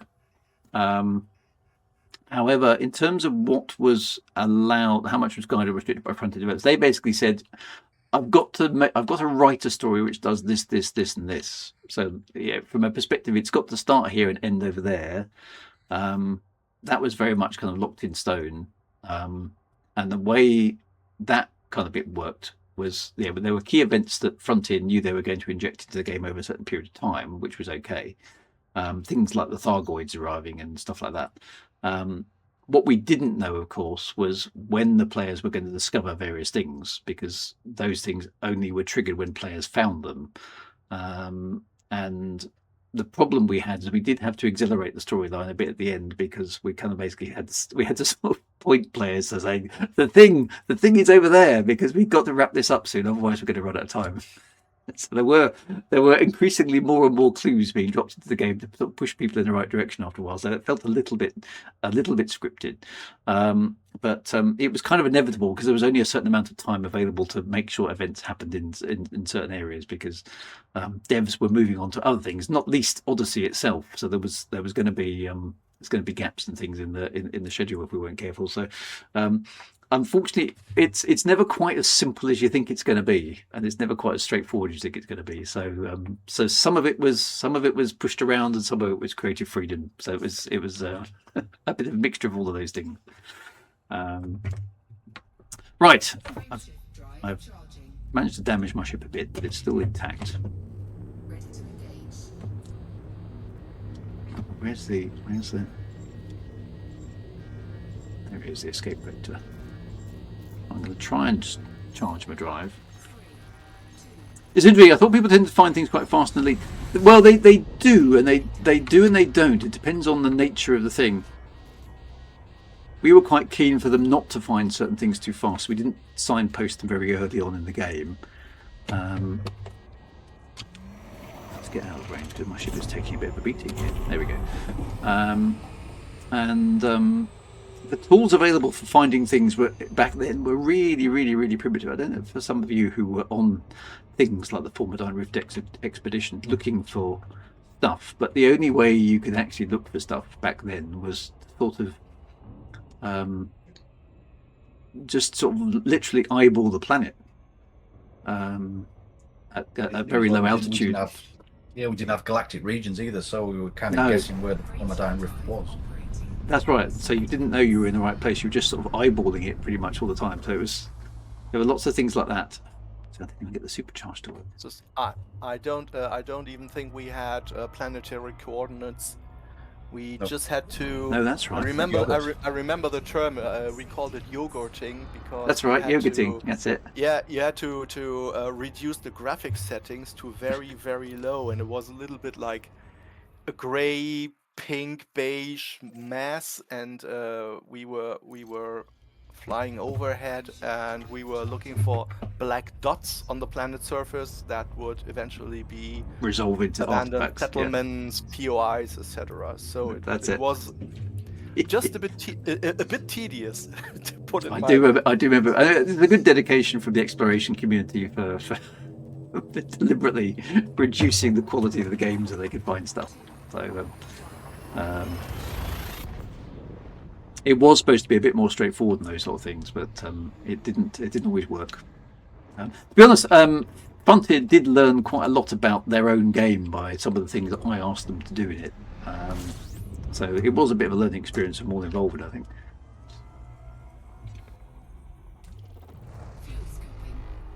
Right. Oh, there's nine bodies here. Okay, that's quite good.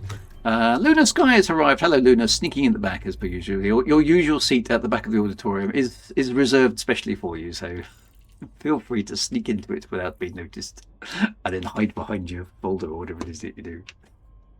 Good to see you, my dear. Thank you very much for popping in. Right. Well, there's some stuff in this system. Ooh. Okay, nothing landable. People have been here before, so anyway, so I've now found a system. Now the question is, can I get, what time is it? It's past. Can I get back galaxy map? Because I'm now, let's find out. Right, route plotted is 62 light years away from the sea. That should be doable based on my calculation.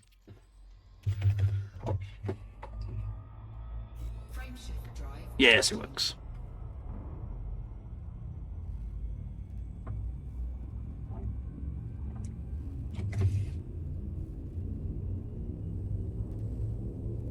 I watched a video about this. Yes, I suppose what I could do is I could probably make a video about writing reclamation and writing premonition and all the stuff that happened in the game because anything I refer to there has effectively already happened, so it's not top secret. There's some stuff that I discuss which I can't talk about, obviously, but I could do a retrospective. That might be good fun actually, on what actually what was actually involved.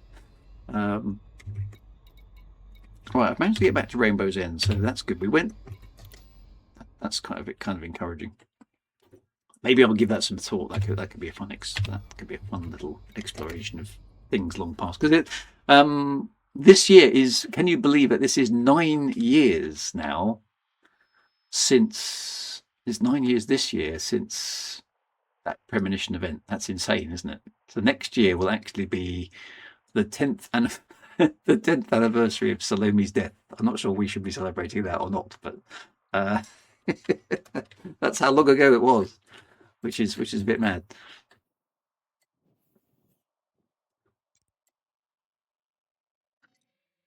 I'm going to see if I can get one more scan in before we go back. That's a yellow-white star as well.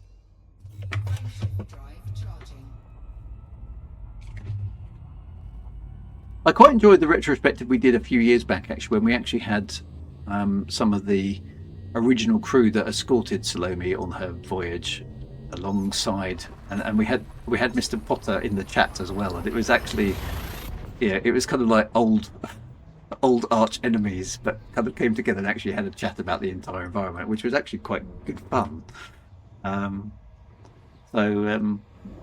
Yeah, I think maybe next year. Maybe I'll do it for next year. Maybe a 10-year anniversary stream on that. That might be quite good fun. We'll have a play around with that idea.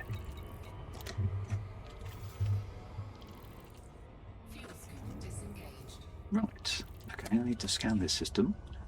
What have we got here? Anything? 15 bodies. Ooh. Are any of them landable? Oh, there are some landable. There's a couple of landable moons. Let's go and land on a moon because we haven't landed anywhere today. Why not? Submit my data in Rainbow. Yes, I will need to do that. Commander Graham says one of the first videos I watched was good to get the context when you just started playing at Elite Dangerous and keep hearing about the Commander Slayer. Yes, so I suppose she's a bit of myth and legend now, really, for some players, even if they've even heard of the event. Maybe we should do a rerun of the event by way of. That's not a bad idea actually, because it will, like I said, it will be 10 years next year. Try and script it in Meta Elite. Yeah, no, that might be fun. Yeah, that might be fun to players, isn't it? Because they can then redo it. Can you do it in time? Can you avoid getting killed? Maybe we should all go out to the Formidine Rift again next year. Maybe there'd be an extra expedition, a 10-year anniversary expedition. That could be quite fun too.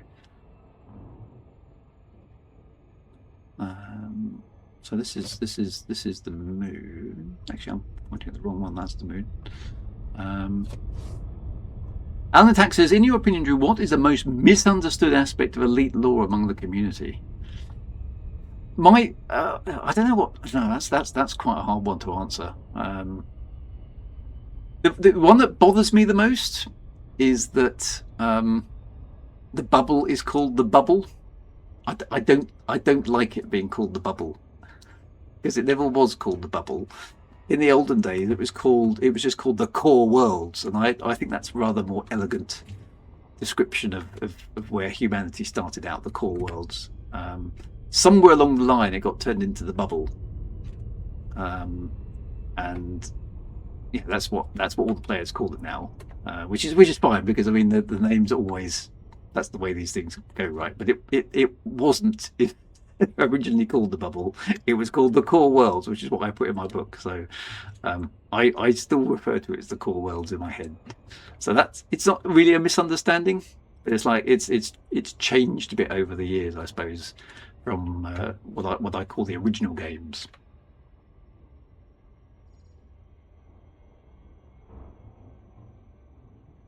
I suppose you can argue the core should be at the centre of the galaxy, but it was the core as in this is the core of humanity, I suppose, is what it is.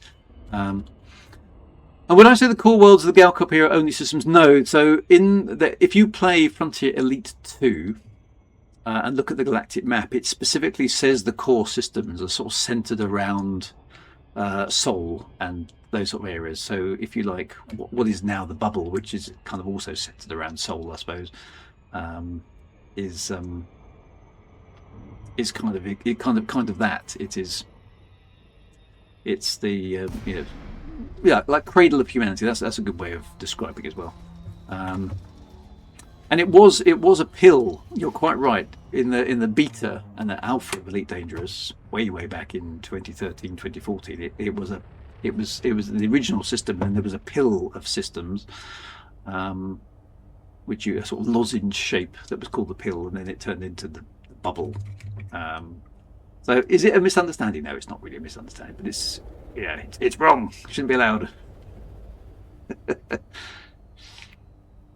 do like these big craters, though.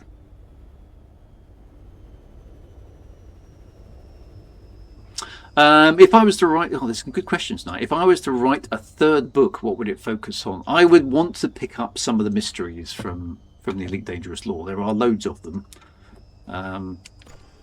What would it focus on? Arcs. give me all the arcs. Yeah, I'd want to pick up, because there's lots of cool mysteries in Elite that haven't been picked up. So things like the Mysterian Martian relic that was found that's in the lore. There are lots of other bits and pieces like that. So I'd want to bring back some of those lore things and just bring them into the open if I had the chance to do so. Those are the sort of things I like talking about. Quirium, maybe? Yeah. I mean, weird Quirium drives and weird goings on into the depths of space. Those are all good fun, aren't they? We like that sort of stuff. Definitely the case.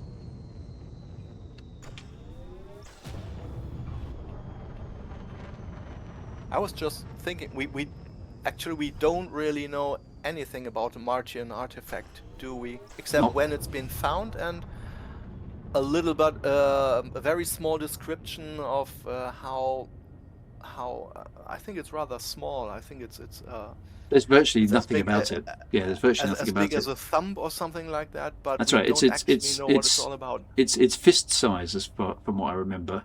But not very big. If it's in a child hand, that's it. That's right. There's some description of it along those lines. And all we know is it's definitely of some kind of alien origin, and that's literally about it. And it was discovered very early on in the exploration of the solar system on Mars, but it doesn't come from Mars. So what is it? Nobody really knows. Has it ever been referenced in the lore? Again, not really. There's a Galnet article about it, but that's about it. Yeah. So there's things like that. What's all that about? There are lots of other bits and pieces in the lore. So I think things along those lines, connecting the dots between bits of lore and explaining things. I mean, the obvious one, obviously, of course, is Raxler, which is, I would love to have the opportunity to do that. I don't think that will ever be given to anybody outside of FDev, but I'm just hoping one day they do something about it. Because it's like, that mystery has been running ever since 1985, so it's about time somebody did something about it.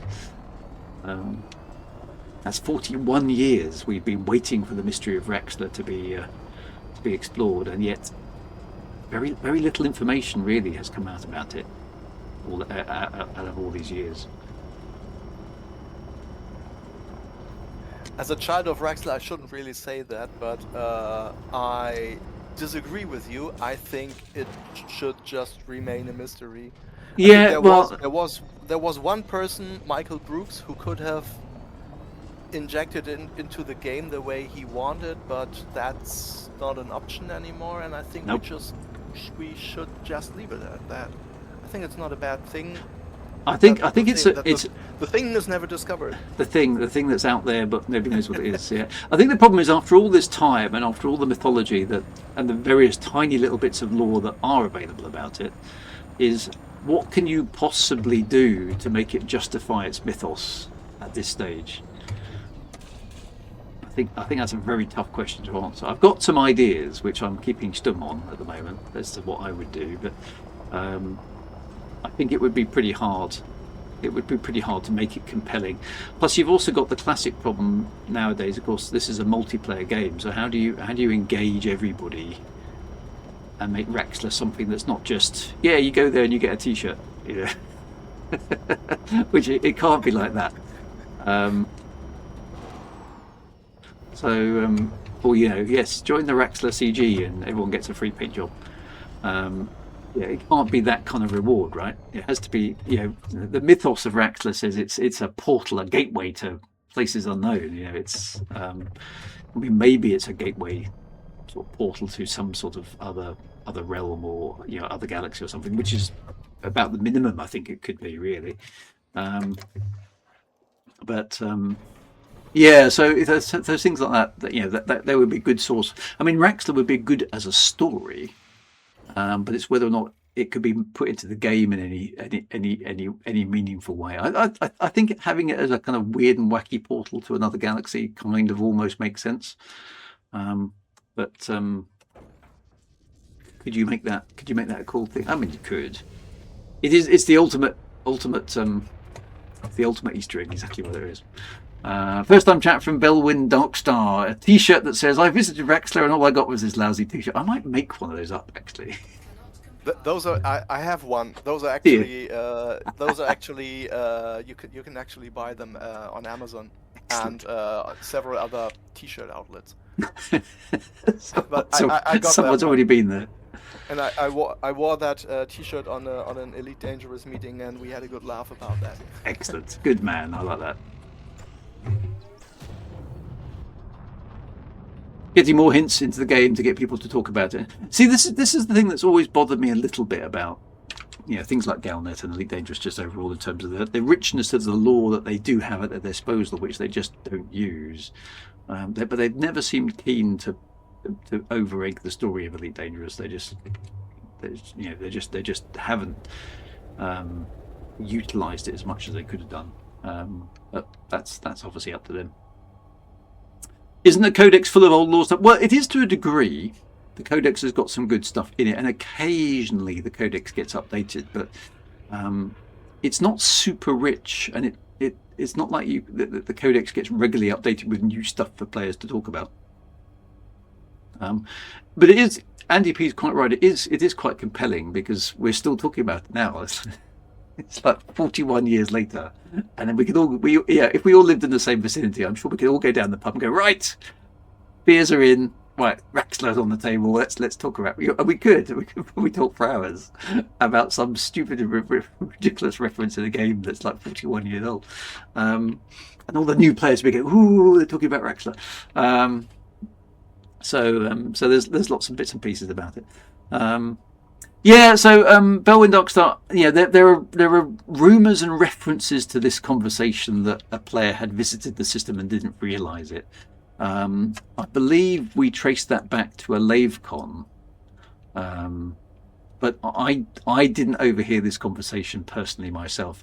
I know somebody who I trust very, very much, who said he overheard this conversation, but I couldn't remember exactly who was involved in this conversations. So it's one of those kind of like, did it really occur, or people are remembering things? It's Commander Scorpius, that's right. So I trust him implicitly.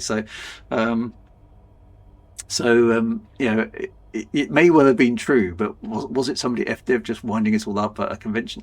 Who knows, right? It's impossible to tell. I think that one was debunked a long time ago. I think Scorpius was asked for some kind of proof or something, and he if memory serves, he was asked on the forums, but there was really never a follow-up or anything. So it's within the realm of the possible. Yeah, that's right. That's pretty much what it is. Now, I mean, I had a conversation with David Braben himself. Now, and I mean, you guys can trust me or not, obviously, because you know me and I'm online, and I've talked about this one many times. But I had a genuine conversation. I went to see David Braben give a speech at the BAFTA awards ceremony.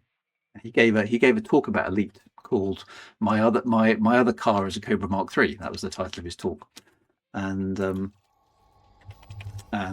which was obviously a play on words because there is actually a Cobra car, but it's got nothing to do with the Cobra and Elite. But I had not met David Braben before this point, and I was in the audience, and I went up to him afterwards and said, you know, because he knew me from the Kickstarter by name, but not in person. I just, oh, by the way, my name's Drew, and I've got one of your Kickstarter awards.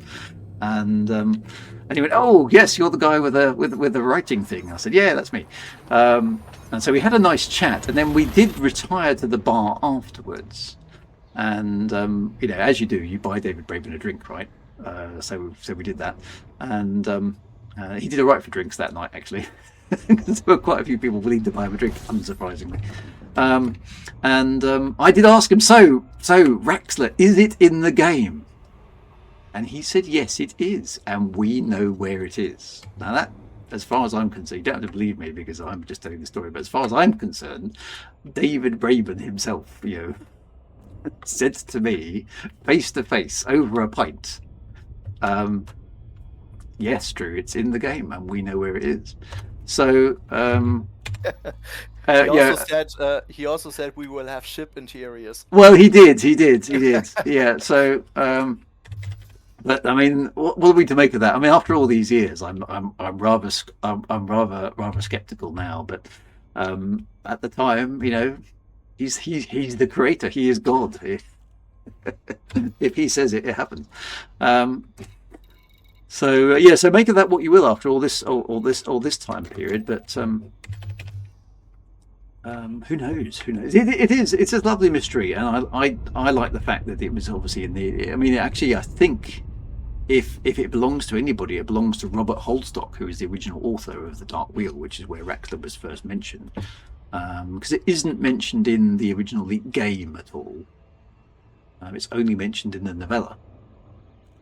And the only description of Raxler, the original Raxler, is in the novella that came with The Dark Wheel.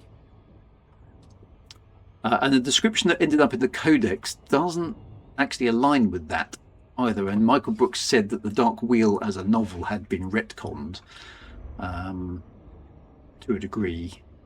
Anyway, so we're entirely now unclear as to what really is canon, what quite isn't canon.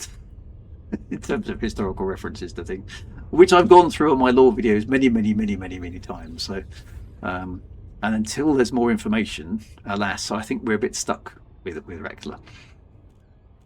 But it would be nice. It would be nice one day to know. I mean, I've got this nasty feeling that David Braben, you know, in years to come, let's say 25 years in the future, is going to be on his deathbed or something, and he's going to go, ah, yes, the secret of Raxler is.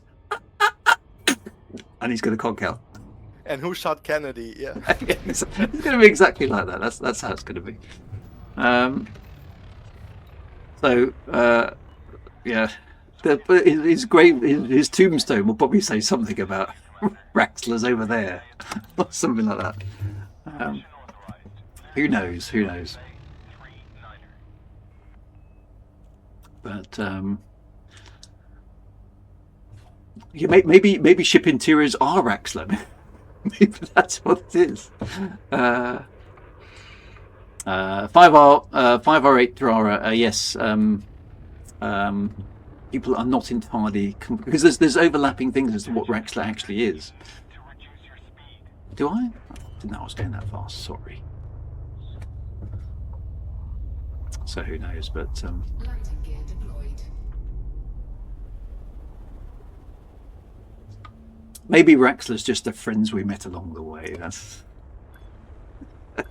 the easiest thing.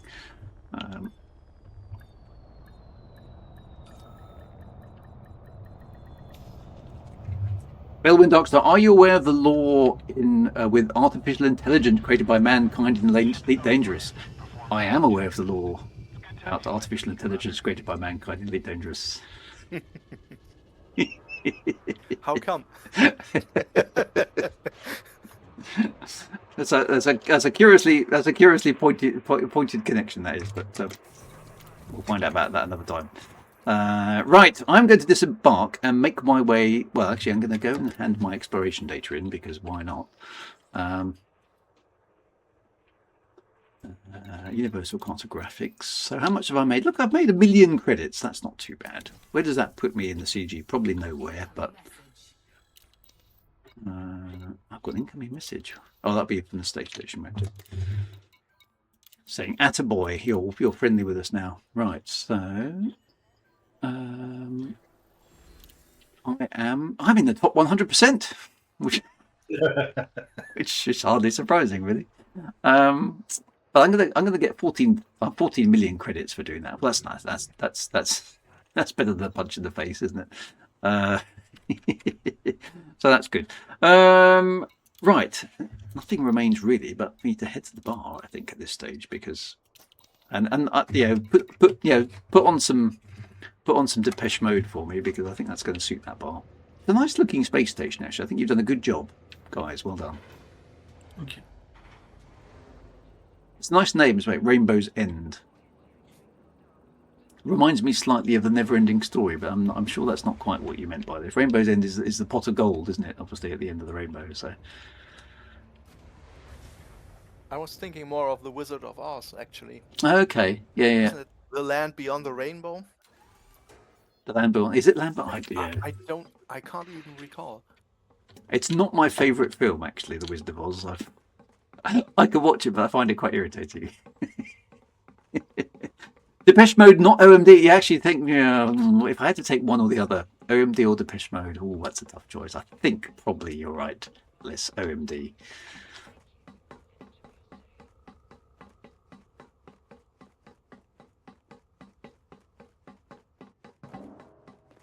Well, see, somebody's been in here since last time I was here, and there's now pizza and stuff all strewn all over the floor. So I'm not quite sure what happened to your space station in the interim.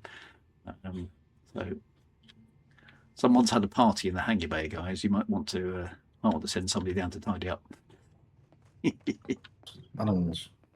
Well, look at the mess they've left. This is appalling. It's like pizza boxes and cans strewn everywhere. It's just lack of respect.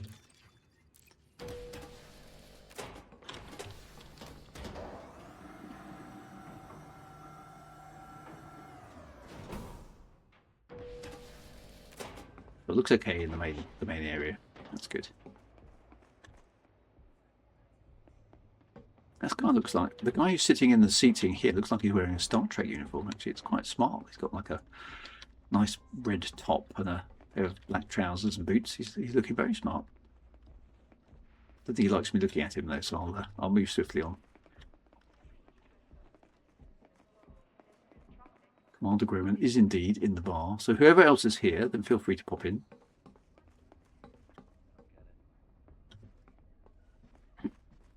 Take a load off, Commander. Well, I'd like to order a beer, of course, from the bartender, but he's not going to send me one. There's Commander Groman. Give him a good salute. There we go. Right, so anybody? Oh, there's a few other people here. So Commander Alien Hunter's here. Ideal place to unwind after a shift, huh? Actually, I've never been that keen since I had a. And this guy here, who's this? I haven't scanned him. You just scan him. Commander Artemis Watts. That's good. So it's good to see you guys. So there's a few intrepid explorers out here as well. Excellent. Good to see. Good to see. Fantastic. Right. So while we finish up, are there any questions for the Distant Worlds 3 volunteers, Andrew and Commander Karnath, online right now? Any burning questions anybody wants to ask before we wish them well and send them on their way into the depths of space? I do need also to find a streamer. Oh, them damn bagpipes is asking, when does Distant Worlds 4 start? Which I think is a question that you probably don't want to answer. Depends on the game. Probably about 5-10 years away, I'd imagine. Alexander Corbin says, is there going to be a decal? Yes, there will be a decal. Brilliant. Decal. Decal. Is it decal? Yeah, I think it might be decal. Decal. Yeah, that's coming. Awesome. There will be a beacon at some point throughout the expedition for for participants to scan. Then that'll award you the decal, and then it'll be in your ship's library account Brilliant. to apply to the ship. Yep. But that's quite a bit later. So Okay. yeah, nobody's missed it. We do get a lot of questions asked regarding the decal on FleetCom, but nobody's missed it. It's all there. You'll get plenty of notice exactly when the beacon will be available. The beacon will not be permanent, I'm afraid. Oh, okay. So we'll just have to enjoy it while it lasts, basically. So you're getting a lot of, not too many questions, but a lot of thanks for all the work you've done. So I'll just read them out so you've got them, because you probably see them on the screen, but it's nice to have them on the chat anyway. Just a big thanks for creating the narrative and the expedition, thoroughly enjoying it. No questions, just thanks for all their work. And thanks for all the hard I presume that's work you guys are putting in. But if you're putting some hard orc in as well, Thanks for all the orcs. Thanks for those as well. I love typos. They're all good fun. Fantastic stuff, guys. Thanks very much. I'll catch you in a moment after the stream, but we'll sign off now, and that'll be cool. All I need from the chat then is a Twitch streamer who's streaming Elite Dangerous, who does not have too many followers on, and we will go and raid them because we like doing that as a bit of fun, just to end the stream and scaring the living daylights out of any streamers. And they think, what the hell's going on? Which is the bit I enjoy most. So find me a streamer, and we will go and raid them.